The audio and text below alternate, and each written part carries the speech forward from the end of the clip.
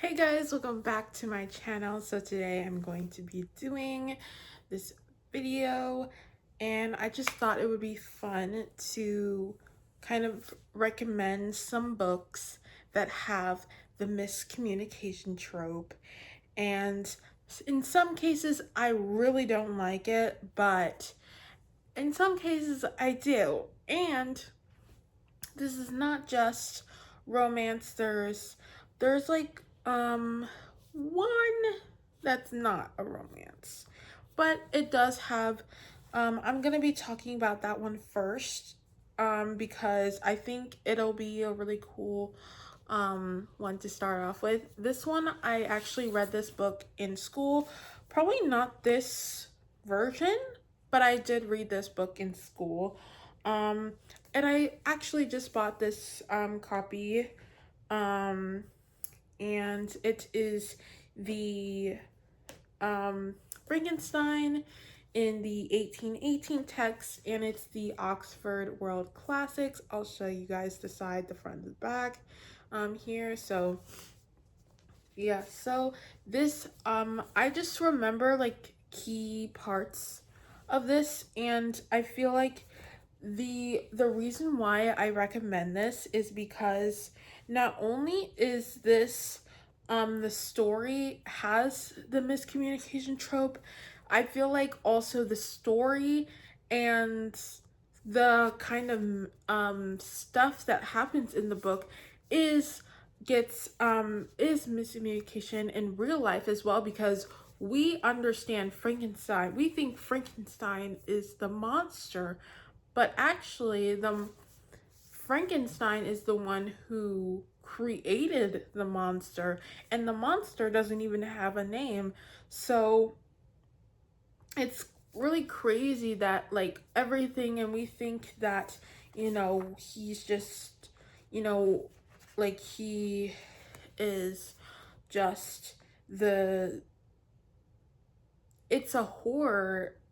And it says on the back here, I'm gonna read the back here. It says Frankenstein is the most celebrated horror story ever written. It tells the dreadful tale of Victor Frankenstein, a visionary young student of natural philosophy who discovers the secret of life. In the grip of his obsession, he constructs a being from dead body parts and animates this creature. The results for Victor and for his family are catastrophic. And I think that not only is this is a horror actually for the creature, because after he was created, he was feared by his own creator, and was constantly hiding away because and in fear, because all of these people were scared of him when all he wanted was to be loved. And I find that a horror in itself, because not only is like like bringing, like creating something that's dead back to life, I feel like it's a horror because he's in not only is he like feared by his own creator, he is feared from society because he is scared to be rejected and unloved by people. And I'm so excited because I really wanted to reread this, because to be honest, and I've heard like so much good things about this, and I just like really want to reread this because I feel like in school, like a lot was going on. Like I really wasn't paying attention to the story. Like I was working a lot and going to school, so I wasn't really in the right headspace to remember anything really.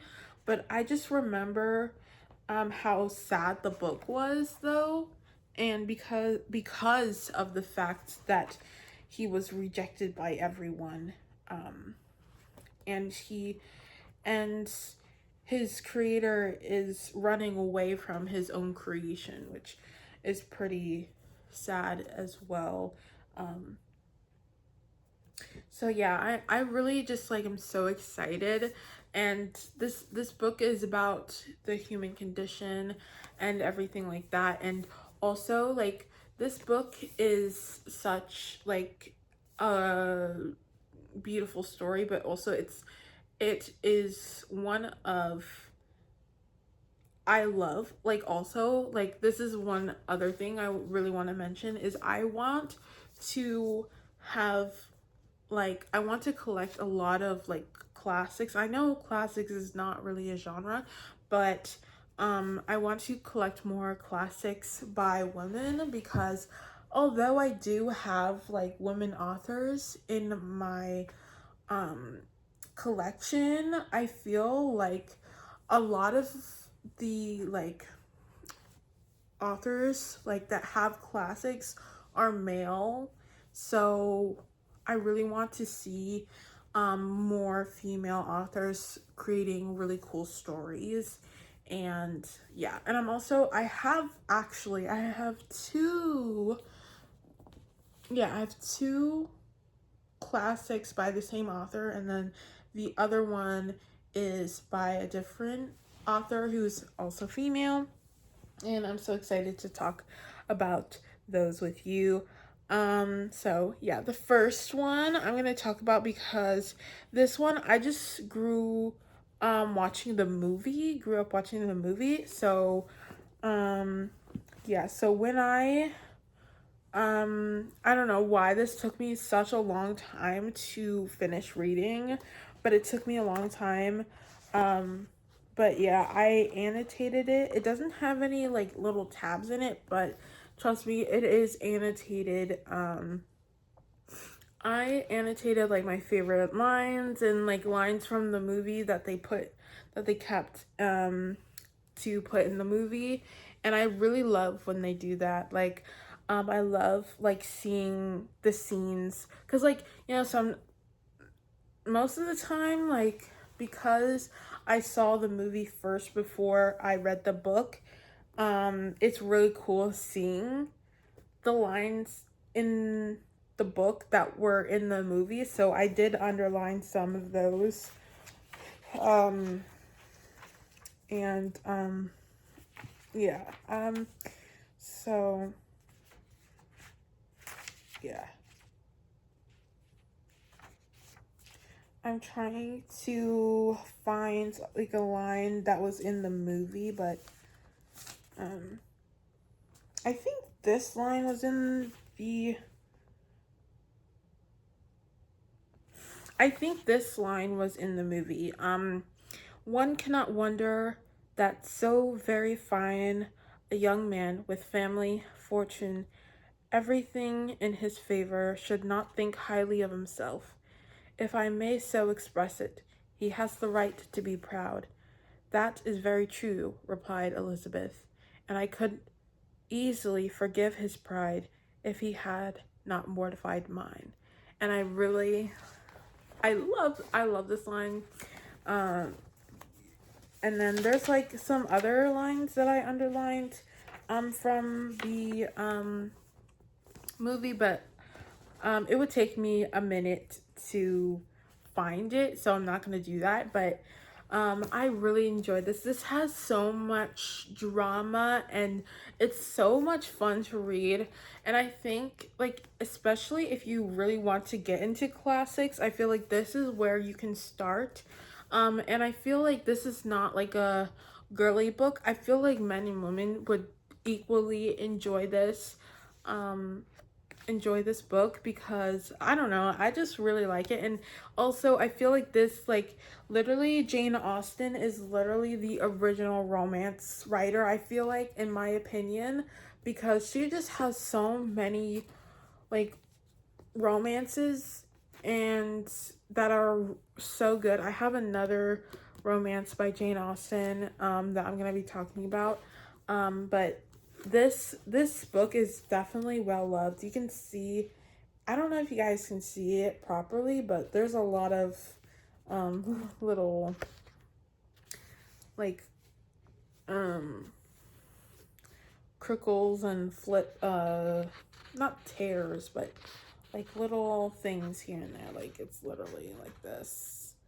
Like I don't know if you guys can properly see it, but it is well loved. And the spine, as you can see, um, but yeah, there's no tears in it, but I definitely enjoyed this book so much. Pride and Prejudice is one of my favorites. So yeah, one of my favorite Jane Austen books, but also one of my favorite classic romances that I've ever read. And then I'm gonna do the other book that has, oh, I didn't even like mention, like I didn't even explain like what the miscommunication was. So the miscommunication basically is like they misunderstand each other for multiple times, because like literally Mr. Darcy is literally a shy guy. That's it. And although he is you know, like he is perceived as rude and like other stuff, like I've been like the same way. I have been perceived as, you know, rude because I'm not speaking to someone or whatever, or I'm not saying like the right thing. And yeah, I just think that he's just like shy, or if not shy, like he's just like me, he's not like the type of person to conversate with people if he doesn't have things to say. So yeah, and like also, but I feel like he is like also, he is an introvert as well, like. And yeah, like I think that like Mr. Darcy is the introvert, and Elizabeth is Lizzie Bennet is the extrovert in this sense. And he's literally, I feel like they both like um they kind of like say the wrong things, but ultimately they come together and they finally like say what needs to be said. And yeah, and yeah, and they ultimately get together, obviously, because or else it wouldn't be a romance if they didn't get together. I'm just joking, but yeah. So the next one we have is Emma by Jane Austen. And the reason why I'm saying this has the miscommunication trope is because like Emma is like a matchmaker, but she is kind of perceiving other people how she thinks she she expects people to kind of just be like her, but they're not like her. And she, like, I guess like she's just like a person who is like, I don't know how to explain in a way where I can explain, if that makes any sense.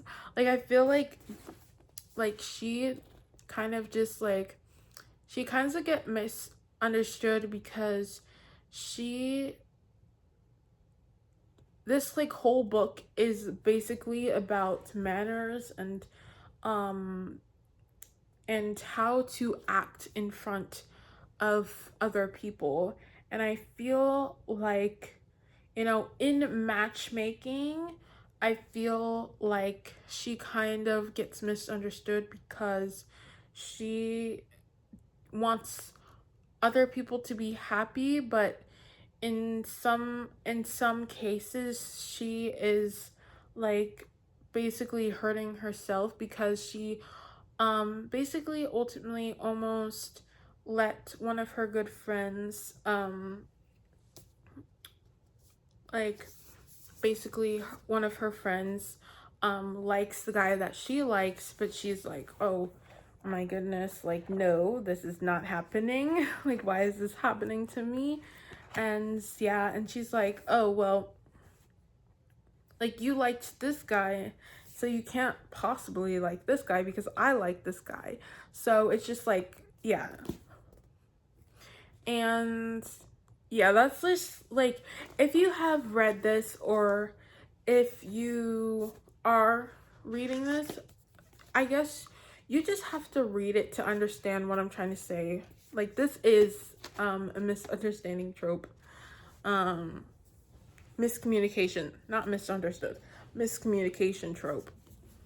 And then, oops, sorry about that. Let me get far. Okay. Is that good? I think so. And then we have this one. I'm gonna do this one first. Wait, no. Let's just do all the classics first. Okay, so this one is Jane Eyre by Charlotte Bronte. This was like one of my favorite books that I have read. I didn't read it this year. I read it closer to the end of last year, like the last months of last year. But I really enjoyed this.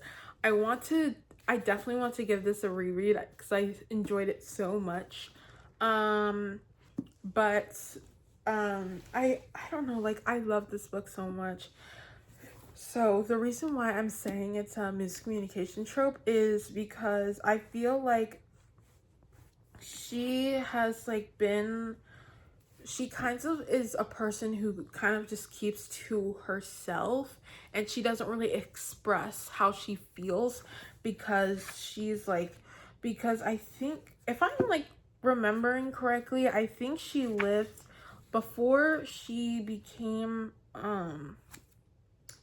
you know, a governess for the people that she is governessing for.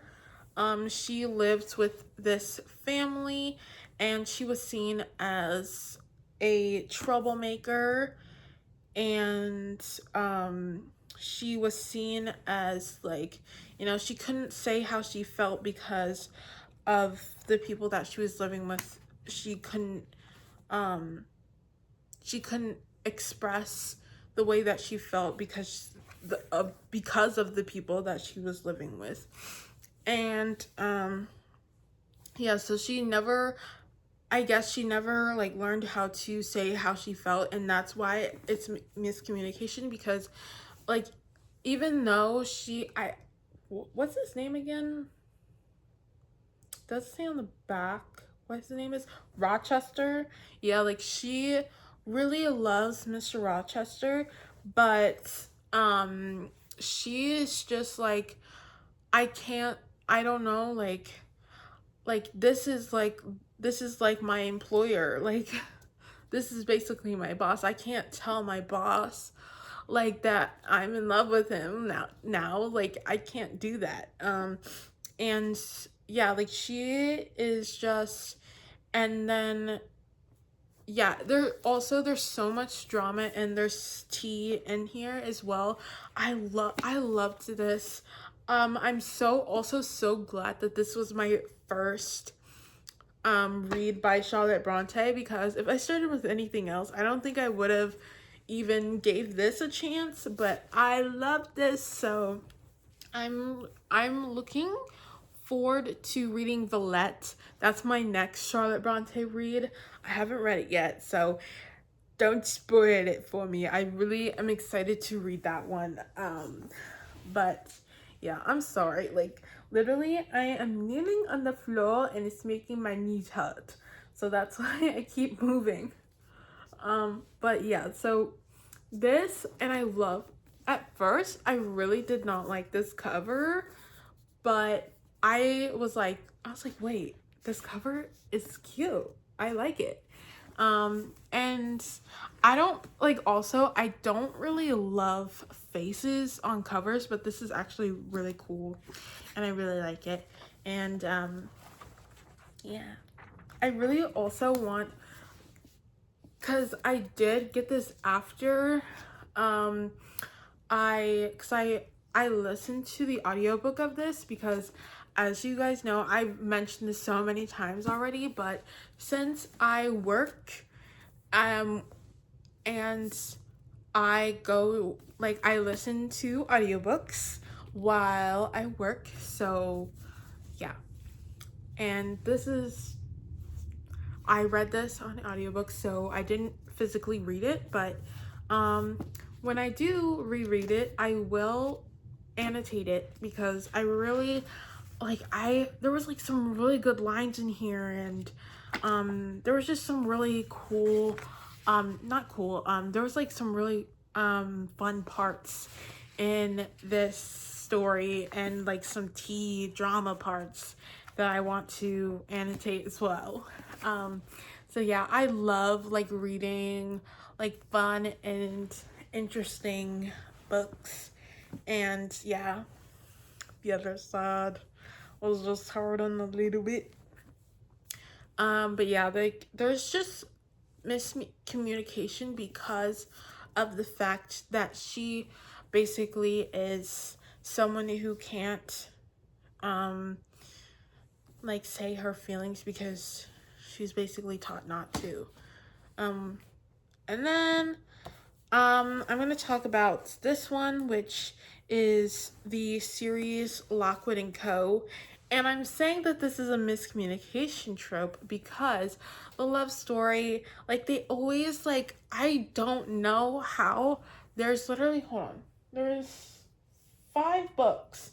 There's 5 books, including the novella, which doesn't have a physical copy of the novella. It doesn't exist. But like I don't know how there is 5 books and they didn't get together. Like they've liked each other since the first book. And I'm just like, how? Like oh my gosh, like this is so crazy. Like the miscommunication and the kind of avoidance and the kind of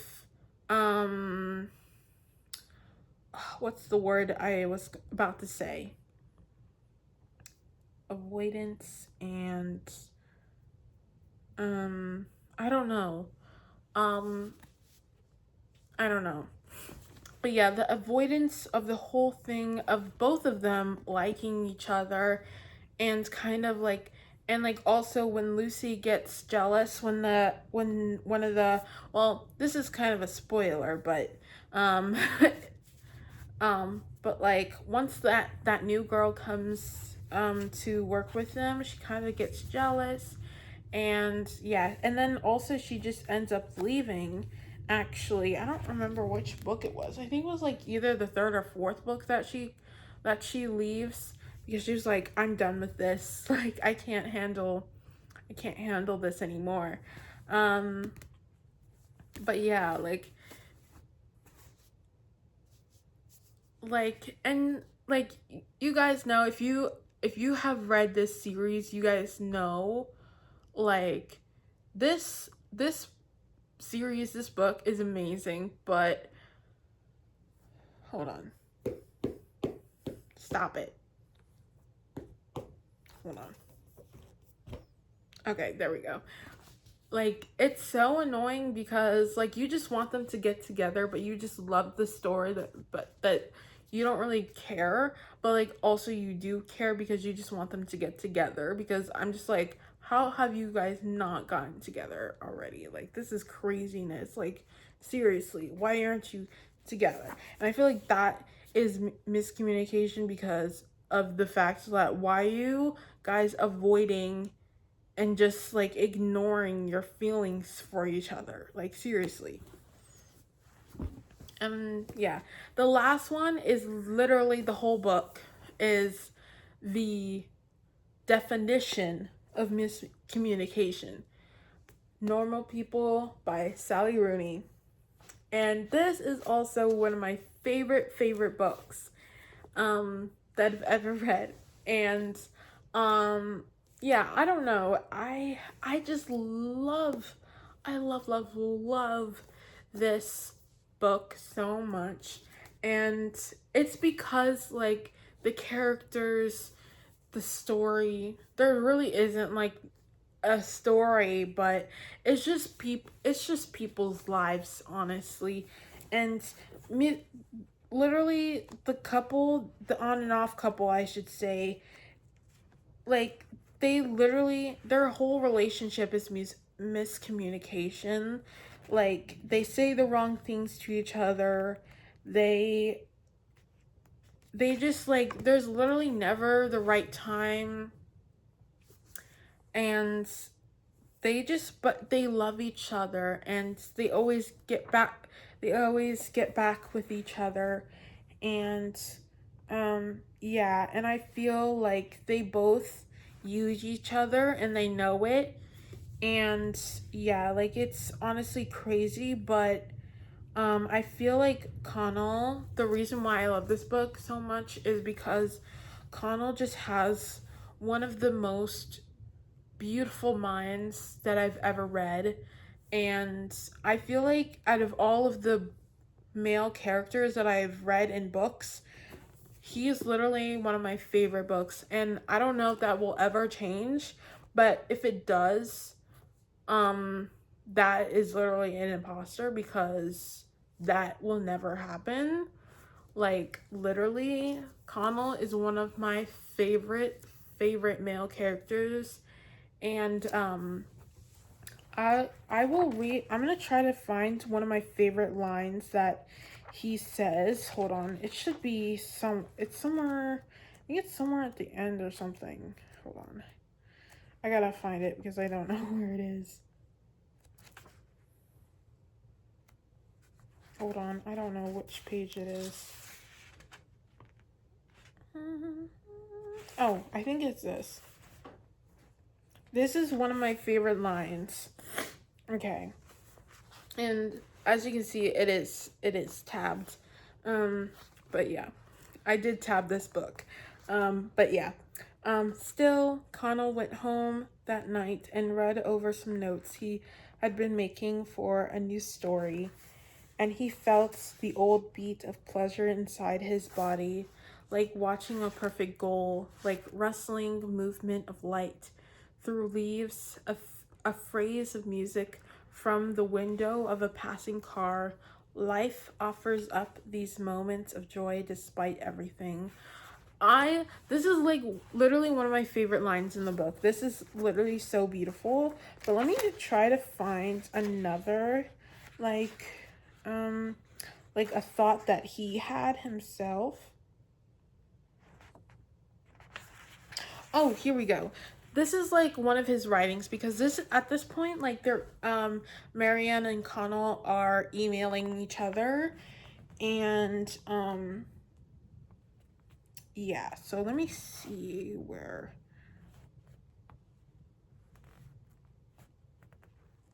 I'm gonna see like, because I think there is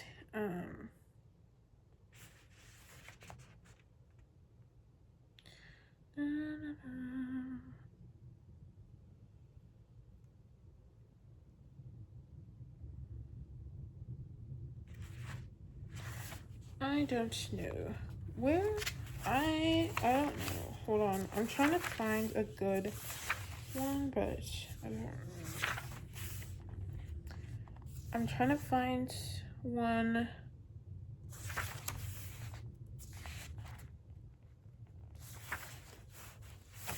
I'm trying to find like a line like of Connell's thoughts. So give me a moment.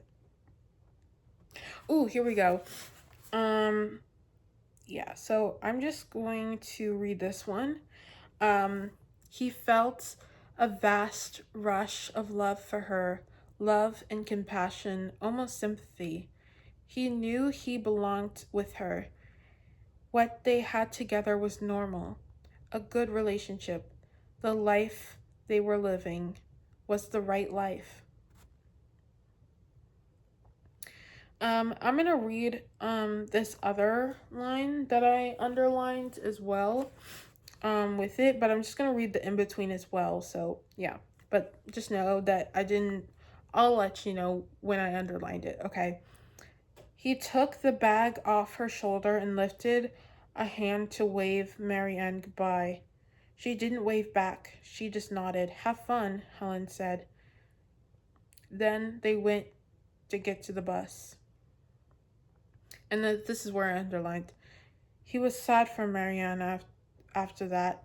Sad that nothing in her life had ever truly seemed healthy. And sad that he had to turn away from her.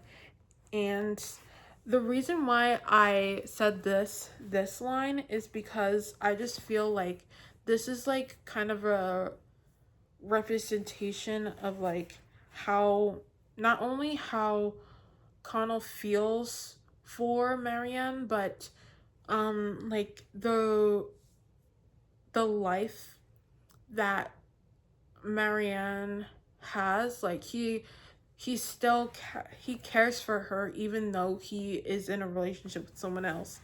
And yeah, so that's why I wanted to say that line as well. So yeah. But I just love this book and I want everybody to read this. And I know like years ago, like I remember seeing this book in 2022 when I first started my reading journey. And I was like, okay, I'll get this book. And I read it and I was like, yeah, I'm gonna keep reading. Like this is good. This is fun. So yeah. And I'm so grateful that I found this book, because it's one of my favorite books that I've ever read. Like obviously I have this is not even a video for my favorite books. Maybe I'll make favorite books in the future, but yeah, this is one of my favorite books. But yeah, that's all for today. I hope you guys enjoyed this video, and I hope to see you guys in my next video. Make sure to like and subscribe and to hit the bell to be notified when I post, excuse me, when I post another video or videos like these. Make sure to have a wonderful day, and I will see you guys next time. Bye!